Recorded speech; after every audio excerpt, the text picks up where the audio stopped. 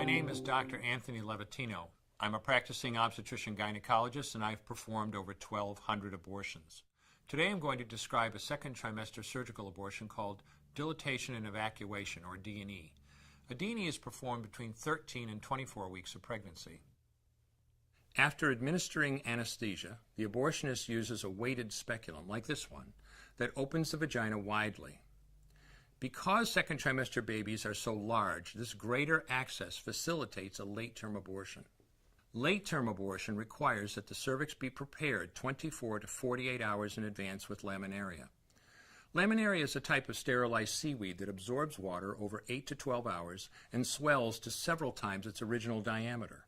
Once removed, metal dilators can be used to further open the cervix as needed.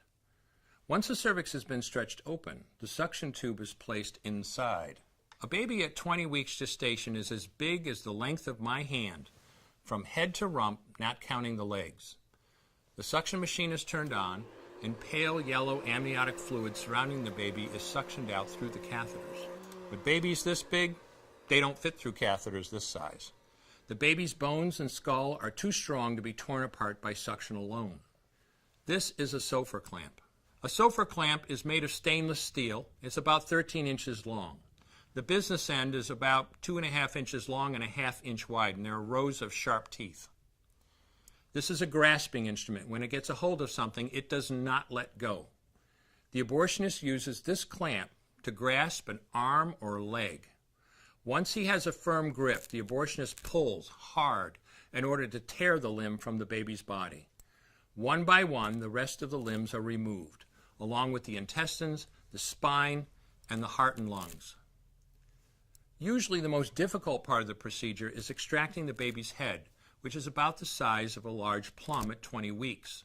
The head is grasped and crushed.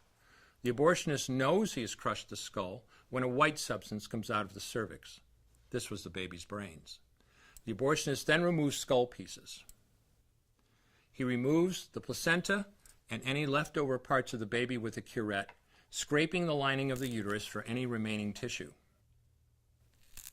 The abortionist then collects the baby parts and reassembles them to make sure that there are 2 arms, 2 legs, and all the pieces. Once all the parts have been accounted for, the abortion is complete. For the woman, this procedure carries a significant risk of major complications, including perforation or laceration of the uterus or cervix, with possible damage to the bowel, bladder, and other maternal organs. Infection and hemorrhage can also occur, which can even lead to death.